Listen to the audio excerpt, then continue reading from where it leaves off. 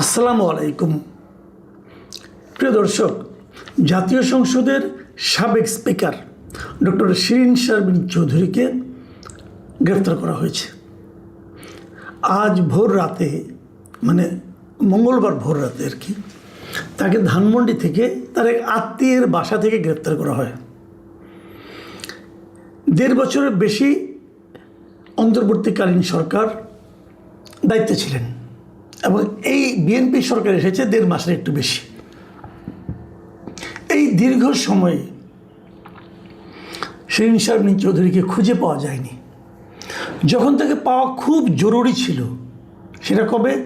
সেটা হলো যখন জাতীয় সংসদের প্রথম অধিবেশন শুরু হয়। সেই অধিবেশন শুরুর দিন কিন্তু আগের স্পিকারকে খুঁজে পাওয়া খুব জরুরি।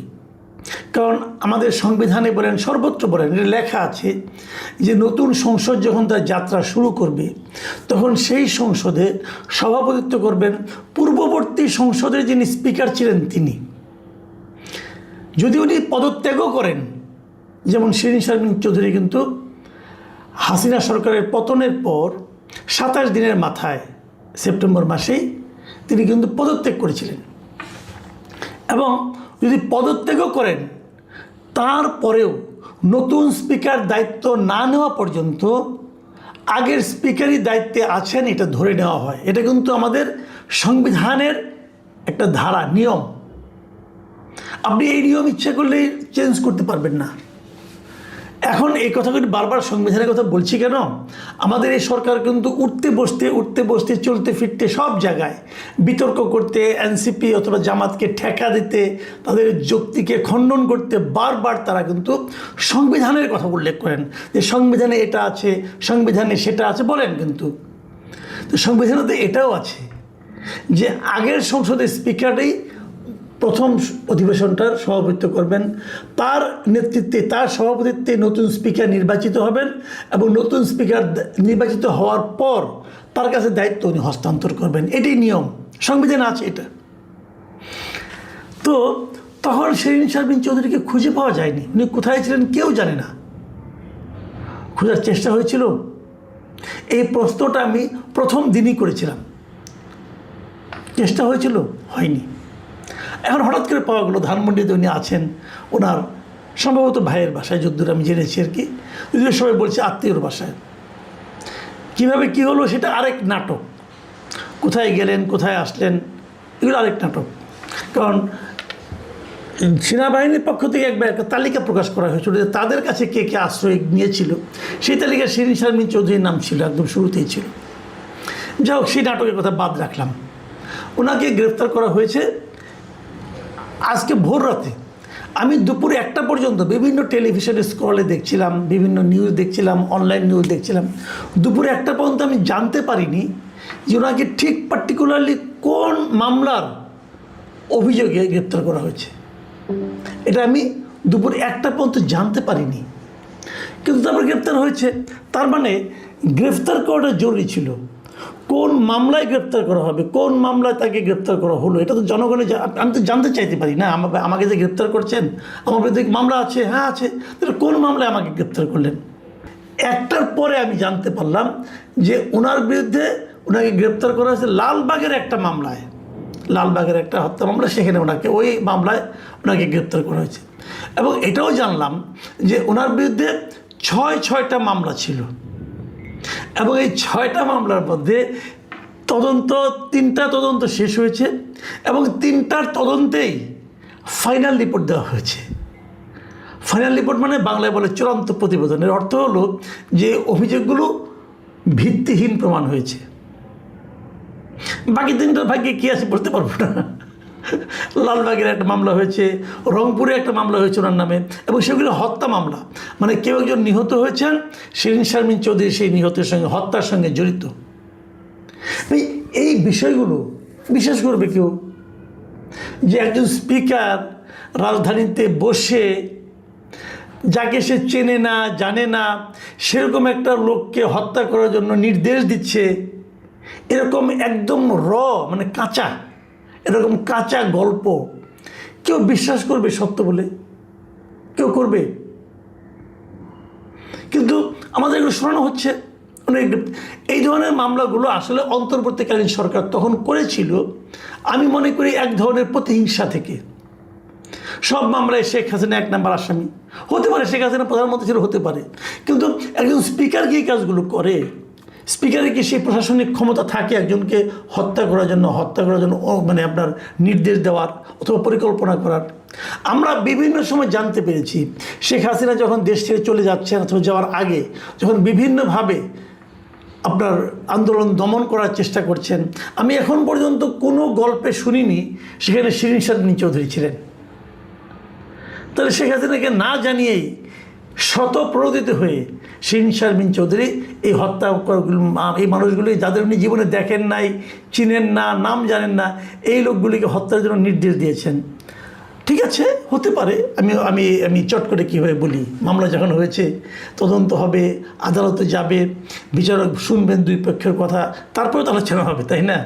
কাজে আমি তো আগে বলতে পারবো না, আমি তো শিরিন শারমিন চৌধুরীর পক্ষ নিতে পারবো না, তাহলে আবার ফ্যাসিবাদের দালাল হয়ে যাবো। কিন্তু ওই ভয়টাও তো আছে, কে চায় ফ্যাসিবাদের দালাল হতে? তবে ওই মবটা তো এখন আর নাই। অন্তর্বর্তীকালীন সরকার যে মব ভিত্তিক যে সমস্ত কাজকর্ম করেছিল, তো সেই জিনিসগুলো তো এখন আর নাই। আমরা বিশ্বাস করতে শুরু করেছিলাম যে নাই, এবং আমরা এটাও বিশ্বাস করছিলাম যে অন্তর্বর্তীকালীন সরকারের সেই দুর্বল নাটকগুলো, এই নাটকের ধারাবাহিকতা এই সরকার অনুসরণ করবে না, এটা আমি ভেবেছিলাম। এটা ভেবে এক ধরনের স্বস্তি পাওয়া শুরু করেছিলাম, কিন্তু আমরা দেখছিটা কি? আচ্ছা, আপনি আমাদের একটা কথা বলেন, আমি একটা কথা বলি, আজকে বেশি বলতে চাই না। এই যে শিরিন শারমিন চৌধুরীকে গ্রেপ্তার করা হয়েছে, উনি তো স্পিকার ছিলেন এবং উনি অনেকদিন স্পিকার ছিলেন। আব্দুল হামিদ সাহেব যখন প্রেসিডেন্ট হলেন স্পিকার থেকে, তারপর থেকে উনি স্পিকার, এবং তারপর থেকে সেটা আপনার প্রথম দফা, দ্বিতীয় দফা, তৃতীয় দফা উনি স্পিকার ছিলেন। এবং স্পিকার হিসেবে উনি কিন্তু বেশ একটা ভালো ইমেজের লোক ছিলেন। ওনার বিরুদ্ধে খুব বিশাল কোনো দুর্নীতি, বিশাল কোনো সন্ত্রাসের রাজত্ব কায়েম করা, এমন কোনো মানে অপবাদ ওনার নামে আছে আমার কেন অন্ততপক্ষে আসেনি। আমি যেমন বলি না মাঝে মাঝে যে মির্জা ফখরুলকে আমার খুব ভদ্রলোক বলে মনে হয়, আমার কাছে ওনাকেও খুবই ভদ্র বলে মনে হতো। যাই হোক, তারপর থাকতে পারে আমার অজানা তো অনেক কিছু থাকতে পারে, আমি ধরে নিচ্ছি উনি খুবই মন্দ লোক ছিলেন। কিন্তু আপনি আমাকে একটা কথা কেটে বলেন, এই যে গ্রেফতারটা, এই গ্রেফতারটা কি এই সরকারের ইমেজকে বৃদ্ধি করবে দেশে অথবা বিদেশে? এই গ্রেফতারের মাধ্যমে কি প্রমাণ হবে যে এই সরকার আইনের শাসন কায়েম করতে যাচ্ছে? হবে? আপনাদের কি মনে হয়? তাহলে সারা দুনিয়াতে আমি যদি এটা মনেই করি যে সবাই মনে করবে এটা একটা রাজনৈতিক গ্রেফতার, একটা রাজনৈতিক মামলা হচ্ছে। তো এই রাজনৈতিক মামলা যদি এই সরকার শুরু থেকেই কন্টিনিউ করতে থাকে, তাহলে আমরা নতুন কি পেলাম? আমরা তো নতুন কিছুর আশা করেছিলাম, ওটাকে আপনি সংস্কার নামে বলেন বা যে নামেই বলেন। আমরা তো চেয়েছিলাম যে এমন একটা সরকার আসবে যারা আইনের শাসন কায়েম করবে। এ ধরনের বানানো মামলা, এ ধরনের রাজনৈতিক মামলা দিয়ে রাজনৈতিক প্রতিপক্ষকে যে আপনার দুর্ভোগে ফেলা, হেয় প্রতিপন্ন করা ভালো কিছু, এটা আওয়ামী লীগ করতো। এবং আওয়ামী লীগ এটা করে আওয়ামী লীগ নিজেদের নিরঙ্কুশ ক্ষমতা আপনার স্থাপন করার চেষ্টা, প্রতিষ্ঠিত করার চেষ্টা করেছিল। তার পরিণতি আমরা দেখেছি। কিন্তু সেই কাজগুলি কি বিএনপিকে করতে হবে? এটা হয় কেন সেটা বলে আমি আলোচনাটা শেষ করি। এটা হয় এই কারণে, ওই লোকগুলি আওয়ামী লীগের, ওই লোকগুলি আওয়ামী লীগের এই যে ফর্মুলাটা, যে বিরোধী দলকে গ্রেপ্তার করতে পারলে রাজনৈতিক দলের নেতৃবৃন্দের কাছে এক ধরনের পাওয়া যায়, স্নেহ পাওয়া যায়, বলা হয় যে না ও ভালো কাজ করছে, এই যে একটা প্রবণতা ওই লোকগুলি এখনও আছে। তারা এখনও ওভাবেই চিন্তা করে, ওভাবেই ভাবে যে এভাবেই বোধহয় সরকারের কাছ থেকে ভালো কিছু পাওয়া যাবে। আমার যেটা মনে হয়, আবার উল্টাও হতে পারে, হয়তো সরকারও চায়, সরকার হয়তো ভাবছে যে আওয়ামী লীগ আমাদের এত টর্চার করেছে, আমরা তার কোনো প্রতিশোধ নেব না, নেব তো, এবং এই জন্য এটা করব। তাহলে যদি কেউ প্রশ্ন করে, কিন্তু আপনার নেত্রী যিনি মারা গেছেন বেগম খালেদা জিয়া, উনি তো মৃত্যুর আগে বলেছিলেন আমরা কোনো প্রতিশোধ নেব না, আমরা সবাইকে ক্ষমা করে দিলাম। এটা কি ক্ষমার নমুনা? নাকি আপনি বলবেন যে উনি বুড়া মানুষ, কী বলছে না বলছে কী আসে যায়, আমরা এগুলি মানি না? হতে পারে, কিন্তু এটাও কি আপনাদেরকে খুব মানে বিরাট কোনো কাজে লাগছে। এখন আরেকটা কথা আসে, সেই জিনিসটা কি, এটা বলে আসলে আলোচনা লম্বা হয়ে যাচ্ছে, বেশি বড় করবো না। আরেকটা পয়েন্ট আছে, সেই পয়েন্টটা হলো অনেকে বলছিলেন, বলা করছিলেন যে আওয়ামী লীগ নতুনভাবে আসার চেষ্টা করছে এবং কিছু ক্লিন ইমেজের লোককে তারা সামনে নিয়ে আসবে। হাসিনা, জয়, পুতুল ওইগুলি না, ওই সমস্ত শেখ পরিবার, ওই সমস্ত ডাইনেস্টি না, তার বাইরে ক্লিন ইমেজের কিছু লোককে নিয়ে আওয়ামী লীগ নতুনভাবে সংগঠিত হবে, এই ধরনের একটা কথা মানে বলি হচ্ছিল কোনো জায়গা থেকে। এবং সেই ক্লিন ইমেজের লোকের মধ্যে যে দুই তিনজন লোক আছে, তার মধ্যে শিরিন শারমিন চৌধুরী একজন, সেলিনা হায়াৎ আইভি একজন নারায়ণগঞ্জের আছে, যে কারণে সেলিনা হায়াৎ আইভিকেও কিন্তু এ ধরনের কিছু সাজানো মামলার মাধ্যমে আটকে রাখা হয়েছে। এবং সেই একই কারণে শিরিন শারমিন চৌধুরীকে আটকে রাখা হচ্ছে। এটা এক ধরনের বক্তব্য আমি শুনি বিভিন্ন জনের কাছে। যদি সেটা হয় তাহলে সরকারকে নিজ দায়িত্বে এদেরকে জনপ্রিয় করে দিচ্ছেন, এদের গ্রহণযোগ্যতাকে বাড়িয়ে দিচ্ছেন। আমার কেন যেন মনে হয় এই শিরিন শারমিন চৌধুরীর মতো মানুষকে গ্রেফতার করা এবং এরকম একটা হাস্যকর মামলাতে গ্রেফতার দেখানো, জানি না তার জামিন হবে কি না, নাকি রিমান্ডে আনবে বলতে পারবো না, যদি রিমান্ডে নেওয়া হয়, এই সমস্ত ঘটনার মাধ্যমে না ওই ধারণাগুলিকেই পাকাপোক্ত করছে। এবং এই পুরো জিনিসটা সরকারের জন্য যে বুমেরাং হবে, এতে অন্ততপক্ষে আমার কোনো সন্দেহ নেই।